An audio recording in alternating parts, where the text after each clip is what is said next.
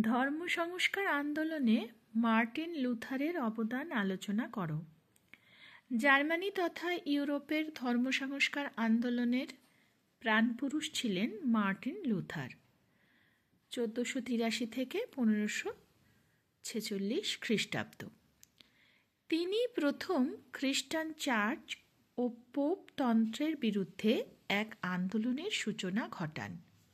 ষোড়শ শতক থেকে রিফরমেশন শব্দটি লুথারের নেতৃত্বাধীন আন্দোলনকে বোঝাতে ব্যবহৃত হতে থাকে। ইন্ডালজেন্সের বিরোধিতা। 1517 খ্রিস্টাব্দে যাজক টেটচেল সেন্ট পিটার্স চার্চ সংস্কারের অজুহাতে জার্মানির স্যাক্সনিতে যান। সেখানে তিনি পাপ মুক্তির ছাড়পত্র হিসেবে ইন্ডালজেন্স বা মার্জনাপত্র বিক্রি করতে শুরু করেন। মার্টিন লুথার এই মার্জনাপত্র বিক্রয়ের বিরুদ্ধে রুখে দাঁড়ান।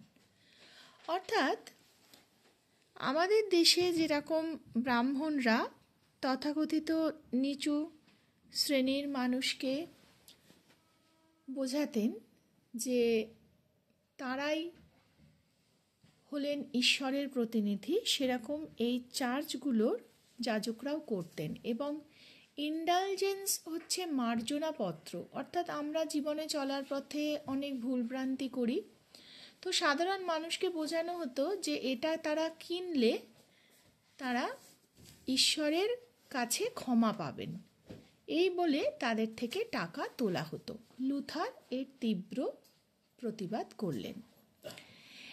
লুথারের 95 থিসিস। লুথার তার 95 থিসিসের মধ্য দিয়ে পোপ তন্ত্রের বিরুদ্ধে বিদ্রোহ ঘোষণা করেন। তিনি ইন্ডালজেন্স বা মার্জনাপত্র বিক্রয়ের বিরুদ্ধে উইটেনবার্গের কাসল চার্চের দরজায় তার লিখিত প্রতিবাদপত্র 95 থিসিস আটকে দেন।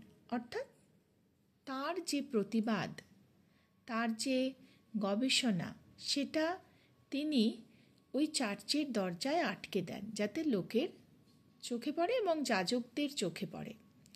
তার এই লিখিত প্রতিবাদের মধ্যে দিয়েই কলুষিত পোপতন্ত্রের বিরুদ্ধে সর্বপ্রথম জেহাদ ঘোষিত হয়।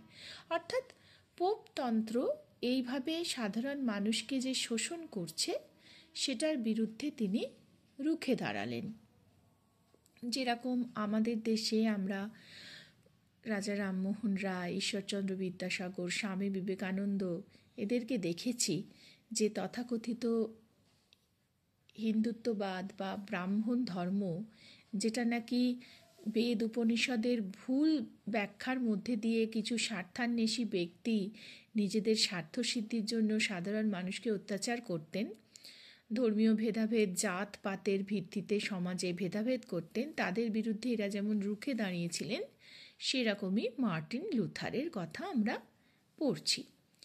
খ্রিস্ট ধর্মের আদর্শের পুনরুজ্জীবনের চেষ্টা। অর্থাৎ খ্রিস্ট ধর্মে তো আর এটা বলা হয়নি, এটা তো যাজকরা, চার্চগুলো, পোপতন্ত্র এইভাবে নিজেদের স্বার্থসিদ্ধির জন্য করছে। তাই মার্টিন লুথার খ্রিস্ট ধর্মের যে আসল বক্তব্য সেটা সাধারণের সামনে তুলে ধরতে চাইলেন। তাই একে বলা যেতেই পারে যে মার্টিন লুথার খ্রিস্ট ধর্মাদর্শের পুনরুজ্জীবন ঘটালেন, যে প্রকৃত খ্রিস্ট ধর্মকে আমাদের বুঝতে হবে, জানতে হবে। লুথার বলেন যে ভগবান হলেন সর্বশক্তিমান এবং তার ইচ্ছাতেই পৃথিবীতে সব কিছু ঘটে চলেছে। লুথারের মতে সমস্ত মানুষের ভাগ্যই পূর্ব নির্ধারিত এবং যে কোনো মানুষ মঙ্গলময় ঈশ্বরের করুণা লাভের অধিকারী। অর্থাৎ এই যে যীশু খ্রিস্ট, যিনি প্রেমের প্রতীক, যিনি সকল মানুষের মধ্যে মিলন এবং ভালোবাসা প্রতিষ্ঠা করার প্রতীক, তো সেই খ্রিস্ট ধর্মকে এই পোপতন্ত্র কলুষিত করে দিচ্ছে।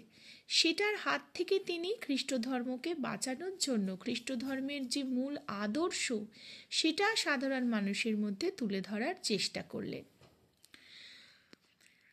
এবং তিনি যে খ্রিস্ট ধর্ম প্রতিষ্ঠা করার কথা বললেন সেটা প্রতিবাদী খ্রিস্ট ধর্ম হয়ে উঠল। লুথারের ধর্ম সংস্কার আন্দোলনের ফলে খ্রিস্টানগণ দুটি সম্প্রদায় ভাগ হয়ে যান। একটা পোপতন্ত্রের অনুগামী বা সমর্থকদের বলা হচ্ছে ক্যাথলিক, এবং পোপ বিরুদ্ধকারী অর্থাৎ যেটা লুথার তৈরি করলেন সেটা লুথারের সমর্থনকারী বা প্রোটেস্ট্যান্ট বা প্রতিবাদী নামে পরিচিতি পান। অর্থাৎ এইভাবে মার্টিন লুথারের আবির্ভাবের পর এই খ্রিস্ট ধর্মের মধ্যে ক্যাথলিক এবং প্রোটেস্ট্যান্ট এই দুটো ভাগ হলো।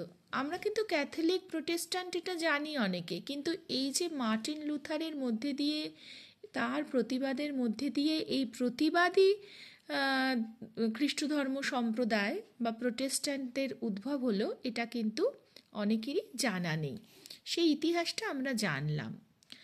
রাষ্ট্রশক্তির সুদৃঢ়করণ। লুথার বলেন যে সমাজের বিশৃঙ্খলা ও অন্যায়ের প্রতিকার করার দায়িত্ব তো শাসকের, তাই পোপ বা যাজক নয়, শাসক আর তার কর্মচারীরাই হলো পৃথিবীতে ঈশ্বরের প্রতিনিধি। লুথারের এই মত ইউরোপের রাজতন্ত্র ও জাতীয় রাষ্ট্রগুলিকে শক্তিশালী করে। অর্থাৎ তিনি ধর্ম আর শাসন ব্যবস্থার মধ্যে একটা পার্থক্য করলেন, যে যাজকরা ধর্ম পালন করছেন, ধর্মচারণ করছেন, ঠিক আছে, কিন্তু রাষ্ট্রশক্তিই হলো, অর্থাৎ শাসকই হলো আসল ঈশ্বরের প্রতিনিধি। লিখিত প্রতিবাদ। লুথার অজস্র গ্রন্থ ও পুস্তিকা রচনার মধ্যে দিয়ে চার্চতন্ত্রের দুর্নীতির বিরুদ্ধে সরব হন। অর্থাৎ চার্চগুলো যে সাধারণ মানুষকে ভুল বুঝিয়ে নিজেদের স্বার্থসিদ্ধির জন্য অন্যায় করছে এবং মানুষের সামনে তারা ভুল ব্যাখ্যা দিচ্ছে, মানুষের আবেগকে তারা নষ্ট করছে, সেগুলো তিনি তুলে ধরলেন। তিনি তার বন্ডেজ অফ দ্য উইল প্রবন্ধে লেখেন, মানুষ ঈশ্বরের ইচ্ছার দাস, শুধু কাজের দ্বারা সে তার নিজের অবস্থার উন্নতি ঘটাতে পারে না। ব্যাবিলনিয়ান ক্যাপিটিভিটি গ্রন্থে লুথার বলেন যে জার্মান জাতির চার্চ বা পোপতন্ত্রের অধীনতা থেকে মুক্ত হতে চায়। উপসংহারে তাই আমরা বলতেই পারি যে একজন দুঃসাহসী ধর্ম সংস্কার হিসেবে মার্টিন লুথার চিরস্মরণীয় হয়ে আছেন। তিনি প্রথম ষোড়শ শতকে পোপতন্ত্র এবং চার্চতন্ত্রের যাবতীয় অনাচার এবং দুর্নীতির বিরুদ্ধে সরব হন। গেরহার্ড রিটার তাই বলেছেন যে ধর্ম বিপ্লবের সাফল্যের জন্য লুথারের প্রচার শক্তি এক গুরুত্বপূর্ণ ভূমিকা নেয়। এই প্রশ্নটা বেশ ইম্পর্টেন্ট এবং তোমরা অবশ্যই এটা তৈরি করে রাখবে।